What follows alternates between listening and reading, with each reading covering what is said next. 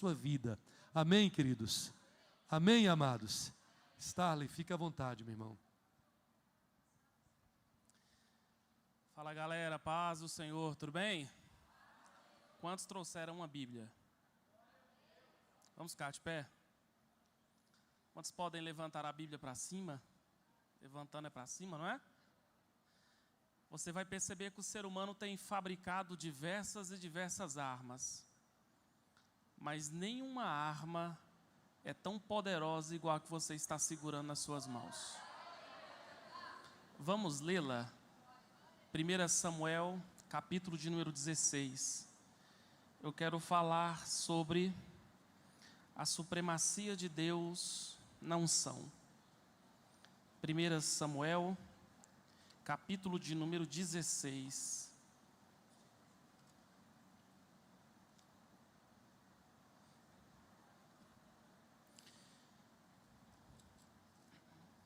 A partir do versículo de número 1.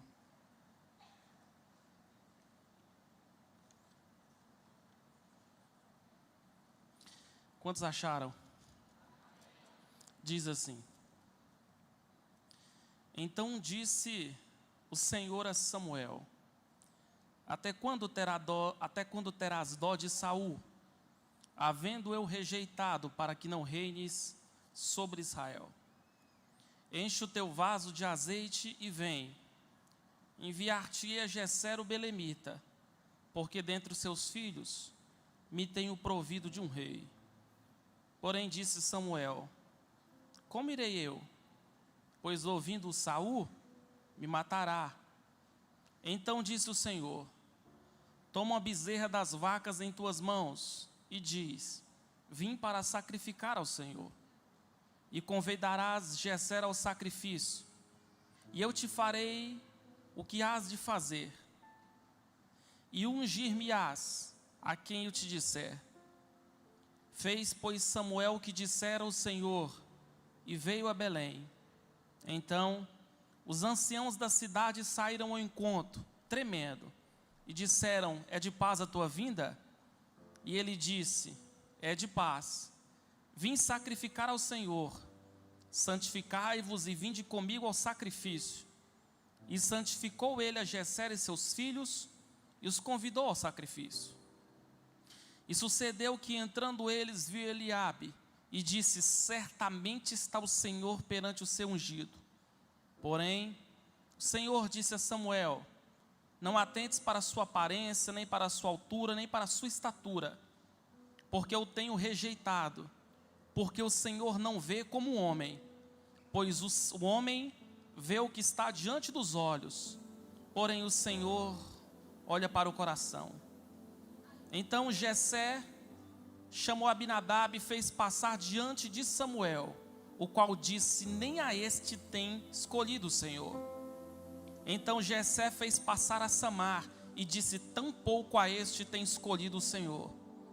Assim fez passar Jessé e seus 7 filhos diante de Samuel.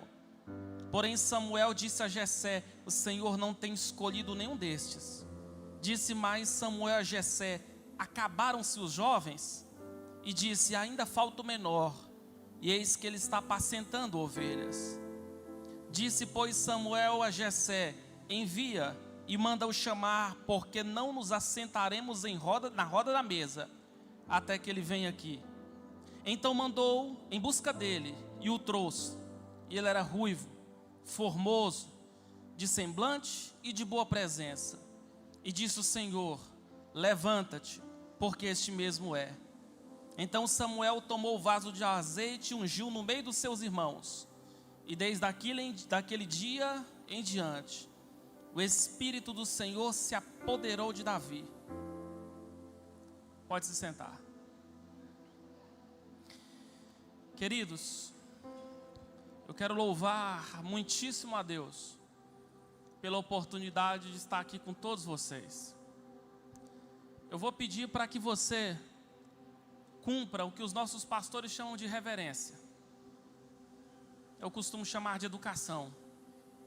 A não ser que seja estritamente necessário, eu vou pedir para que você se sente, para que você ouça a palavra, sendo necessário para trabalhar na organização desse maravilhoso congresso, aí você, com a bênção do seu líder, você pode se levantar. Se não houver necessidade, sente, pois eu trago uma mensagem do coração de Deus para o seu coração aqui nessa tarde.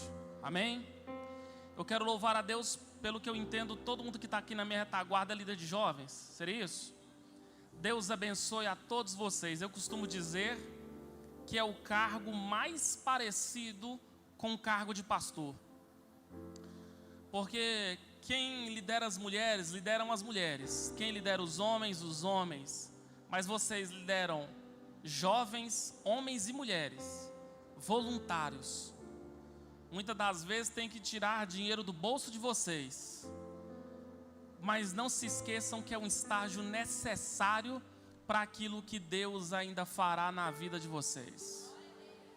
Deus abençoe a todos. Pastor Claudio Honor, quero que Deus de fato derrame todas as bênçãos na vida do pastor Lúcio e da sua esposa. E eu quero, em nome de Jesus, convidá-los vocês se prepararem, porque o Espírito Santo vai dar espetáculo aqui nessa tarde. Então torçam, porque hoje os liderados de vocês vão ver o céu pelo lado de dentro. Amém? Deus abençoe. Quantos querem ouvir a palavra do Senhor aqui nessa tarde? Queridos, séculos se haviam passado. A nação de Israel, a partir de agora, não tem mais como modelo de política sistema teocrático. A partir de agora, a nação de Israel não é guiada unicamente por Deus e nem consequentemente pelos seus profetas apenas. A partir de agora as coisas começaram a mudar. A nação de Israel, que está inserida com nações circunvizinhas, como era o caso dos moabitas e de outras civilizações, começam a perceber que a terra de Moabe, a terra de Filístia e outras civilizações eram regidas por um homem que se sentava num trono, que portava um cetro, uma coroa e desfrutava de uma absoluta autoridade.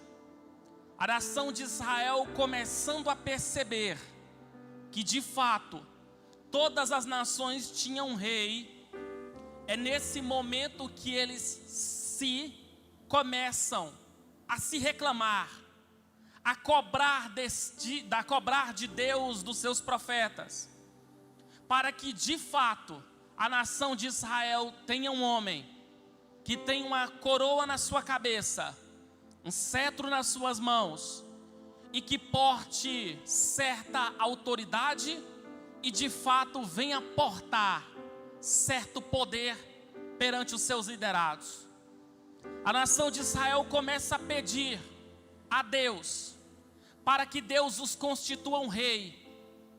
E mesmo não fazendo parte da soberana vocação ou da soberana vontade de Deus, Deus de fato vai lhes conceder o tal homem que eles pediram. É nesse momento que esse homem vai para o trono. É nesse momento que esse homem segura um cetro nas suas mãos, tem uma coroa na sua cabeça, e é nesse momento que esse homem se assenta ao trono. Assentando ao trono, as profecias vão começarem a se cumprir. Esse homem começou a subjugar a nação de Israel. Esse homem começou a decretar coisas pesadas aos seus ombros. Esse homem começou a permitir com que o orgulho e que a soberba de fato exceda todo lugar no seu coração. Mas é nesse exato momento que nós vamos perceber que esse homem começou a romper os limites entre Deus e entre a sua criatura. Ele começou a cumprir princípios que não eram estabelecidos por ele. Ele começou a cumprir ofícios que ele não era digno de cumprir. E Deus lá do céu começou a perceber que esse homem, esse déspota, chamado Saul, começou de fato a virar as costas para o Supremo Criador, e começou com uma síndrome de Narciso, começou a se colocar e achar que era um espetáculo para si mesmo. A Bíblia Sagrada diz que Deus lá do céu está observando isso, e Ele convoca o mesmo profeta que Ele tinha convocado para ungir a Saul. E é nesse contexto que chegamos no capítulo 16 de 1 Samuel. Capítulo 16 de 1 Samuel é Deus quem é o personagem principal. Não é o profeta quem começa a falar com Deus, é Deus quem começa a falar com o profeta. E de fato ele dá uma forte repreensão ao profeta Samuel. E a pergunta ela é nítida, é clara e ela é objetiva, dizendo: Samuel, até quando você vai ter dó de Saul, havendo eu rejeitado? Samuel, você está querendo abençoar aquele que amaldiçoei. Você está querendo levantar aquele que eu derrubei. Você está querendo promover aquele que amaldiçoei. Você de fato está tentando restaurar aquilo que não há mais restauração. Samuel, se levanta e de fato se prepara, porque você vai se dirigir rumo, pastor Claudiano, à casa de Jessé. E é se dirigindo rumo à casa de Jessé, você vai encontrar um dos seus filhos, e um desses meninos, a partir de agora, vai se sentar no trono. Um desses meninos, a partir de agora, vai ter um cetro nas mãos, uma coroa na cabeça, e mesmo desfrutando de prestígio, de poder e de autoridade, esse homem é um homem que eu vou levantar, que vai cumprir exatamente as diretrizes e as direções que eu der para ele. A grande questão em xeque é que você vai perceber que 1 Samuel capítulo 16 vai no mínimo nos levantar algumas perguntas sobre o poder da unção, sobre as marcas da unção e sobre o poder do Espírito Santo na vida de um jovem. 4 perguntas vão aparecer no texto. A primeira pergunta é: de onde é que vem a unção? De onde vem o poder do Espírito Santo? Qual é a origem do poder e da graça de Deus? Será que essa unção procede dos homens? Será que essa unção procede aqui da terra? A resposta é nítida. Então falou o Senhor no coração de Samuel, mostrando que unção do Espírito, poder do Espírito, não é algo que se procede dos homens. Unção do Espírito, poder do Espírito, graça do Espírito, procede do Deus que está sentado no trono, sendo adorado pelas miríades celestiais. Você observar o livro do profeta Joel, a Bíblia é nítida em dizer: e há de ser que nos últimos dias eu derramarei do meu Espírito sobre toda a carne. Quem está fazendo essa promessa não é homens, pois homens não dão conta de prometer e de cumprir tais promessas. O derramamento do Espírito Santo, a unção do Espírito Santo, o poder do Espírito Santo, a graça do Espírito Santo, não pode vir do profeta Samuel. O poder do Espírito Santo não pode vir dos homens, não pode vir da prefeita dessa cidade, do governador desse estado, do presidente desse país. A unção do Espírito não pode brotar como uma ideia que brota no coração da sua mãe, que brota no coração do seu pai.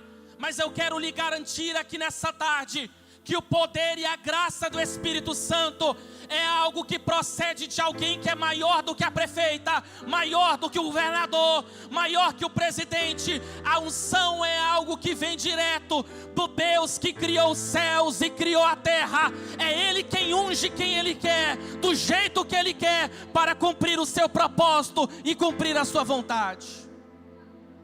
Então a pergunta é: de onde é que vem o derramamento do Espírito Santo? Resposta: ele vem de Deus. Ele vem do Deus que, segundo João, está entronizado, assentado no trono, na sala do trono. ao redor dele 24 anciãos, aonde João nos garante que em Apocalipse capítulo 5, verso 14, vão dizer que os 24 anciãos, os 4 seres viventes, cantam dizendo: toda honra, toda glória, todo louvor, toda força, toda sabedoria estão diante do Cordeiro de Deus, que comprou de volta para Deus toda língua, toda tribo e toda unção. Unção não se compra com dinheiro, unção não é mérito, unção é uma ideia apresentada por Deus, e só Ele quem pode ungir um homem, uma mulher, um líder, um conselheiro, do jeito que Ele quer, para a glória de Deus Pai. Isso é bem claro quando a Bíblia vai dizer que é Deus quem dá a ideia de ungir a Davi.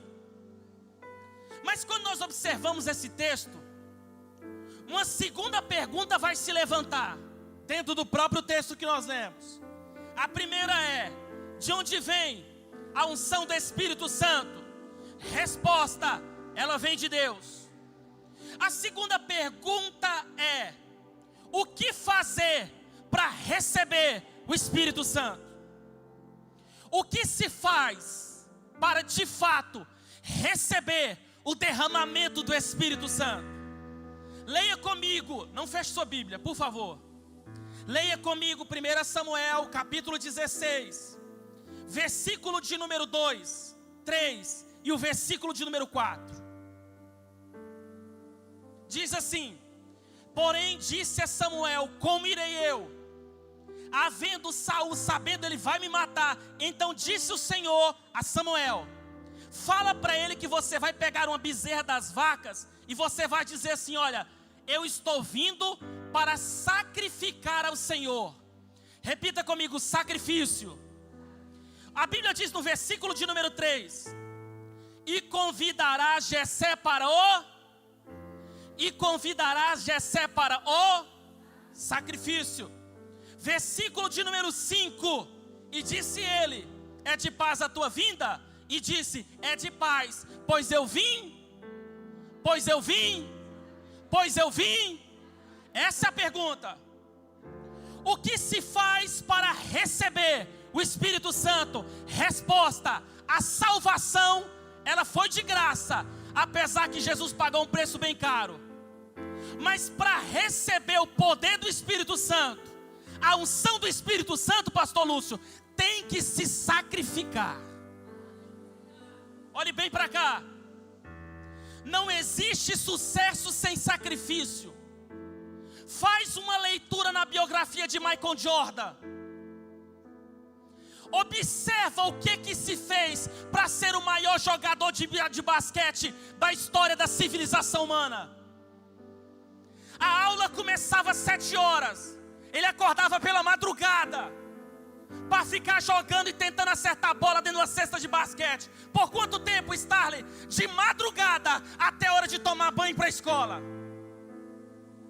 Uma certa feita perguntaram para Jordan: Jordan, qual é o segredo do sucesso? Resposta: ser escravo do dom. Porque enquanto você não trabalhar arduamente, você não vai ser bom naquilo que você faz. Agora olhe para cá. E como é que se faz no quesito espiritual? Será que Deus unge qualquer um? Será que Deus derrama do seu poder sobre qualquer um? Olhe bem para cá. Deus, Ele não derrama da sua unção para gente que não se sacrifica. E a pergunta é: de que sacrifício, Starley, estamos falando? Olhe bem para cá. A Bíblia tem 150 salmos. 73 salmos da Bíblia foram escritos por esse jovem. E você sabe que Salmos é um livro de cântico e é um livro de oração. Então a pergunta é: qual é o sacrifício para que jovens recebam o Espírito Santo? Resposta: oração. Há quem diga que quando o homem trabalha, mas quando o jovem ora, aí quem trabalha é o Deus que fez os céus e fez a terra. Agora olhe para cá. Contei essa experiência e vou repetir aqui. Eu, enquanto morava com os meus pais, não era casado com a minha esposa que ali está, o pecado entrou dentro da casa dos meus pais. E quando o pecado entra dentro da casa, ele não perdoa. O pecado, quando entra, ele destrói, ele subjuga, ele oprime. Ele não vai parar até ele não ver toda a família ser destruída. É nesse momento que eu comecei a me fazer uma pergunta: o que fazer para mudar esse quadro? Resposta: orar. Eu entrei para dentro do quarto da minha mãe, dobrei o joelho, e naquele dia o Espírito Santo falou comigo. Irmão, se você vê um dia, galera, eu abri a boca para falar assim, ó, o Espírito Santo falou comigo, vai por mim. O Espírito Santo falou comigo. O Espírito Santo falou comigo dentro do quarto da minha mãe. Eu de joelhos. Ele me disse assim: Starley, meu filho, enquanto nessa casa tiver um de joelho dobrado em oração, Satanás ele vai soprar, mas a casa dos teus pais jamais irá cair. Levanta as mãos. Eu tenho uma palavra de Deus para você. Enquanto na tua casa tiver um de joelhos dobrado, e esse um é você, meu jovem e minha jovem, fica tranquilo e fica tranquila, que Satanás vai tentar invadir, mas quando ele tentar pular para dentro da casa dos teus pais, ele vai dar de cara com os anjos do Senhor e o Deus que fez os céus e a terra. Olhe para cá, vai por mim. A oração é um sacrifício que você apresenta a Deus. Deus derrama da sua graça, os demônios serão expulsos, divórcios serão cancelados. Há uma unção de Deus para você. Ore ao Senhor, que você vai ver que portas irão se abrir, muralhas irão cair, e o nome do Senhor será glorificado. Então a pergunta é: o que fazer para se receber unção? Oração. Orar. Dobrar o joelho. Deus não vai te isentar da responsabilidade da oração. Sabe por quê? Porque oração não é tarefa dada unicamente para obreiros. Oração é obrigação de toda menina, de todo rapaz, de todo jovem, de todo crente. Tem que aprender a orar, tem que aprender a buscar. Eu estava lembrando da história de alguns homens que entraram em oração. Homens igual Richard Baxter, homens igual John Wesley, homens igual Charles Finney, aonde a Bíblia Sagrada onde a história vai dizer que esses homens entravam para dentro dos seus quartos, e diz que o suor de fato respingava nas paredes do quarto. E diz que a temperatura chega era densa, de tanta presença de Deus nos quartos. Lembro-me da história da biografia dos irmãos Jeffrey. 2 homens, 2 irmãos, aonde os 2 oravam todos os dias, aonde os 2 estavam em constante comunhão todos os dias, clamando a Deus todos os dias. E creio no que eu vou lhe dizer, juventude: se Deus parou de fazer grandes coisas no nosso meio, é porque nós paramos de fazer grandes coisas para o nosso Senhor. E nós não podemos pararmos de orar, nós não podemos parar de clamar, nós não podemos parar de obedecer a Deus, porque é no clamor, é na oração, é na obediência que congressos iguais a esse, os céus se abrem, Deus derrama da sua glória, levanta pregadores, levanta cantores, levanta líderes, e o nome do Senhor será glorificado.